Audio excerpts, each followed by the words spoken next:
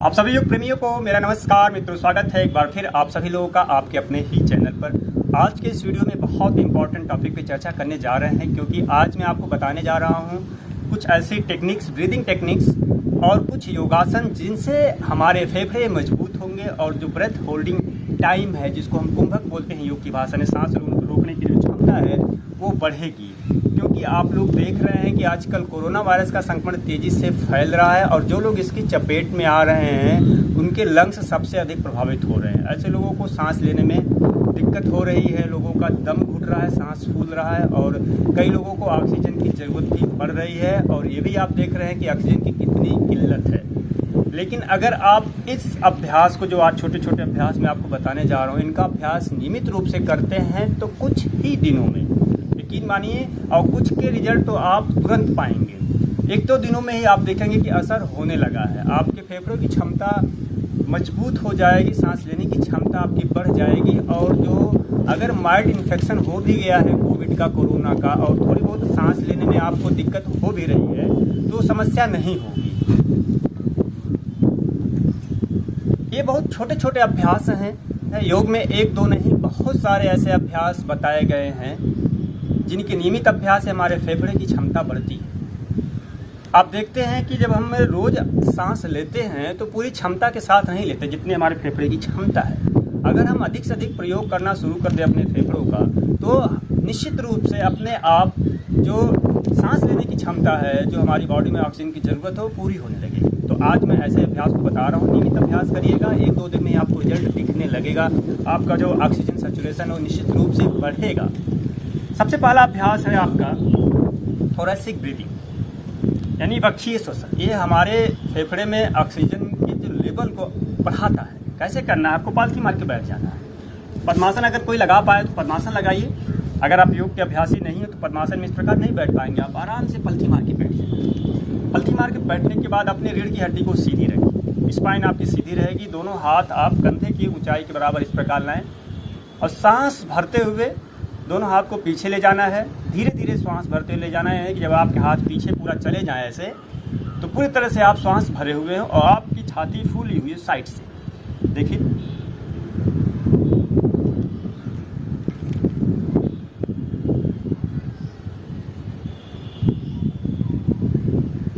यहाँ आपको 5 सेकंड से लेकर 10 सेकंड तक होल्ड करना है। फिर धीरे धीरे श्वास ऐसे बाहर लाना है, बाहर निकाल देना है। यहाँ आके फिर से देखें कैसे हमारी बॉडी की पोजीशन होती है। सीधे आपको बैठना है, सांस भरते हुए हाथ को पीछे ले जाएं।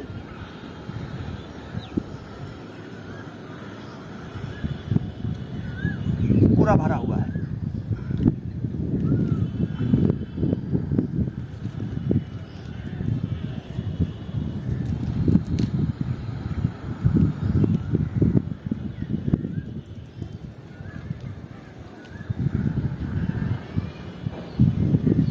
शुरू में आप 5 सेकंड तक होल्ड कर पाएंगे, यानी 5 सेकंड तक ही सांस को भर के रोक पाएंगे। धीरे धीरे आप इसको बढ़ा सकते हैं, 10 सेकंड 15 सेकंड तक भी ले जा सकते हैं।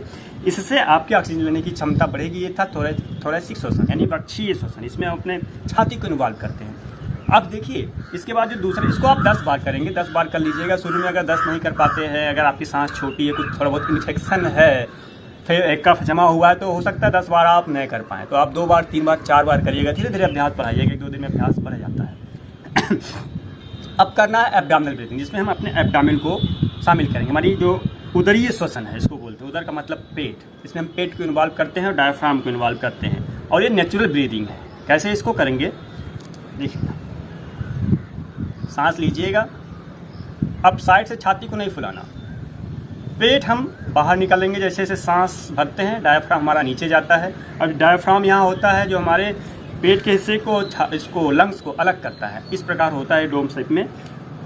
तो जब हम सांस भरते हैं तो नीचे जाता है और नीचे जाने की वजह से जो फेफड़े का निचला हिस्सा है वो नीचे की ओर आता है, यानी आप अधिक से अधिक ऑक्सीजन लेते हैं।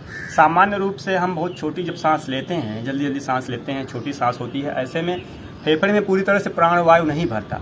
तो जो नीचे एयर सैक्स होते हैं, एयर सैक्स का मतलब हवा की छोटी छोटी गुच्छे नुमा थैलियाँ जो भरती है श्वास लेते समय, जिनमें ऑक्सीजन भरता है, जब हम थोड़ी सांस लेते हैं, हल्की फुल्की सांस लेते हैं सामान्य परिस्थितियों में, तो ये जो एयर सैक से पूरी तरह भरती नहीं, उनका प्रयोग ही नहीं हो पाता।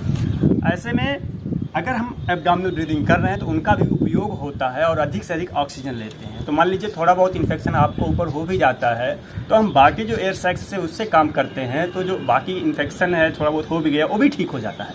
ये कैसे करेंगे?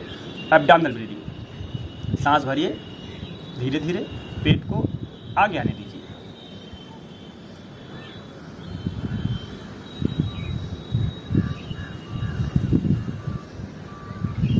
सांस पूरा भर ले, सांस बाहर निकाल।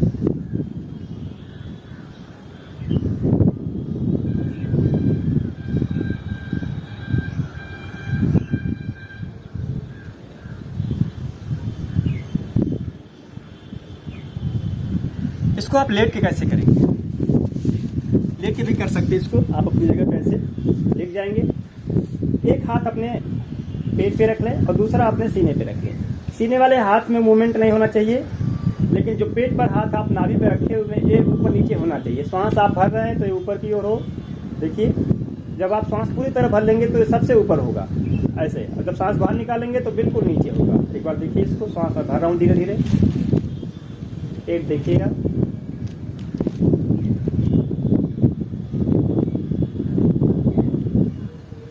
नाभि ऊपर बिल्कुल हो गई है, सांस भरे हैं। अब सांस बाहर निकालेंगे धीरे धीरे।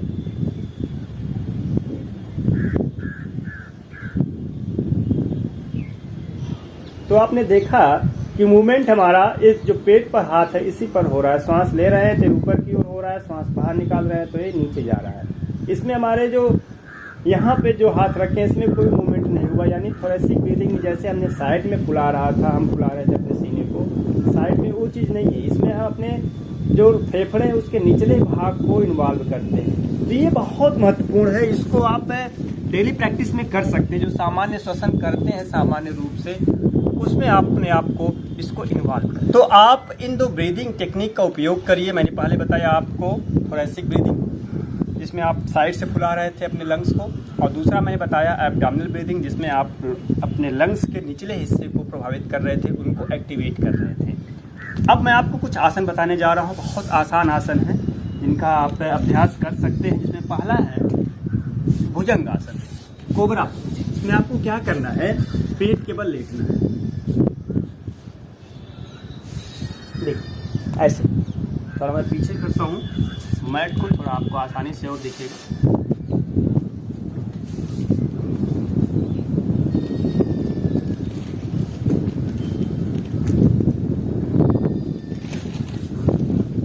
हाथ को ऐसे यहाँ पे करके आप और माथे को नीचे करके लेट जाएंगे।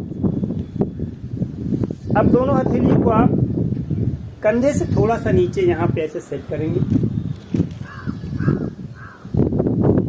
पैर के पंजे को आपस में पीछे मिला लीजिएगा और सांस भरते हुए सीने को उठाना है। यहाँ तक उठाने के बाद, सांस भरने के बाद सिर को पीछे ले जाए, सांस पूरी तरह भरें।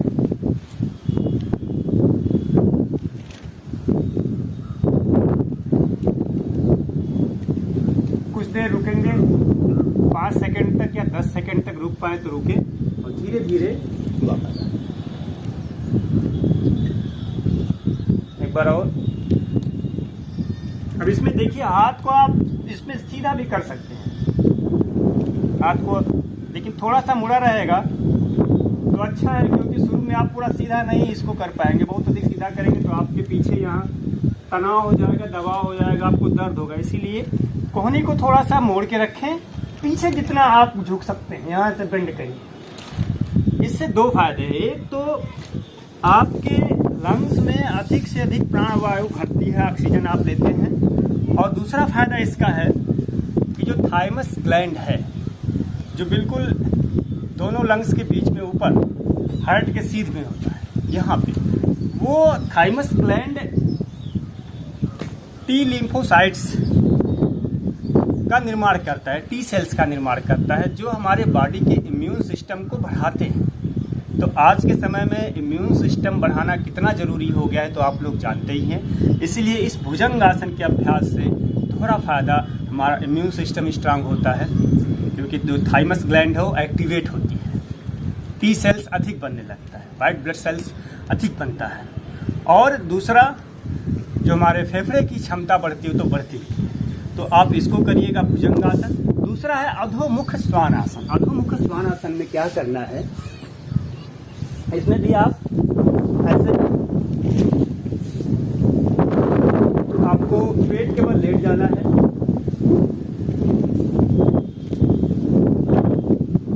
और घुटने के बल इस प्रकार हो जाएंगे। पैर के पंजों में अपने कंधे की चौड़ाई के बराबर दूरी रखेंगे और हाथ के हथेलियों के बीच में भी इतनी दूरी होनी चाहिए। धीरे धीरे श्वास को बाहर निकाल देंगे और पूरा शरीर को टानेंगे, पेट को अंदर खींचेंगे ऐसे, यानी पूरा आपके छाती में खिंचाव होगा। फिर आप धीरे धीरे वापस आएंगे ऐसे, फिर एक बार सांस बाहर, पूरा खिंचाव। यहाँ पे भी आप देख रहे हैं पूरा खिंचाव हो रहा है। तो जो लिम्फ नोड्स हैं हमारे आर्मपिट में, वहाँ भी लिम्फ नोड से भी टी सेल्स जनरेट होती है। ऐसे में यह अभ्यास हमारे इम्यून सिस्टम को स्ट्रांग करता है, हमारे लंग्स को मजबूत बनाता है। तीसरा अभ्यास है धनुरासन का अभ्यास है, आसान अभ्यास है, कर सकते हैं आसानी से इसको आप।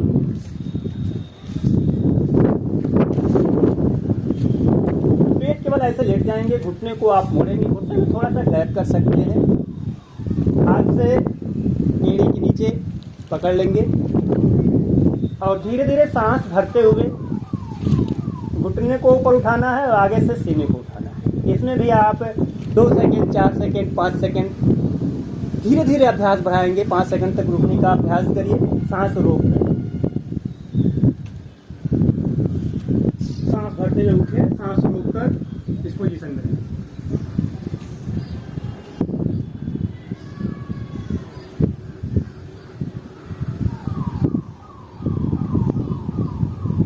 जितनी देर तक आप इस पोज में रहें, आपका ध्यान आपके फेफड़े पर होना चाहिए। इस बात का आप विशेष ध्यान दें कि जिस अंग का आप अभ्यास कर रहे हैं और जो अंग इन्वॉल्व हो रहा है हमारे अभ्यास में, अगर हम उस पर ध्यान रख कर अभ्यास करते हैं तो हमें अधिक लाभ मिलता है। तो आपने देखा कि मैंने आपको 2 ब्रीदिंग टेक्निक बताएं और आसनों में मैंने आपको भुजंगासन बताया, अधोमुख श्वानासन और ये धनुरासन का अभ्यास बताया।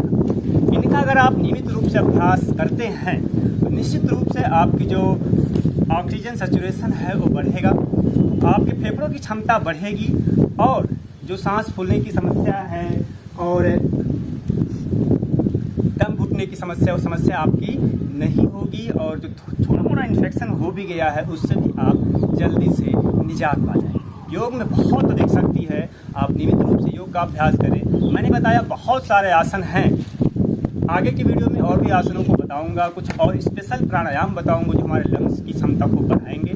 तब तक आप इसका अभ्यास करें। एक बात और आपको बता दूं कि अगर आप मेरे साथ योग का अभ्यास करना चाहते हैं तो आप मेरे ऐप योगा विद रमन को डाउनलोड कर लें। उस ऐप में आप मुझसे ऑनलाइन जुड़कर नियमित रूप से मेरे साथ योग का अभ्यास कर सकते हैं और इस तरह के वीडियोज आप दूसरे को भी शेयर करें जिससे और लोग भी इससे लाभ ले सके, वो स्वस्थ हो सके। इस आपदा के समय आप योग का अभ्यास करें, स्वस्थ रहें, खुश रहें। नमस्ते।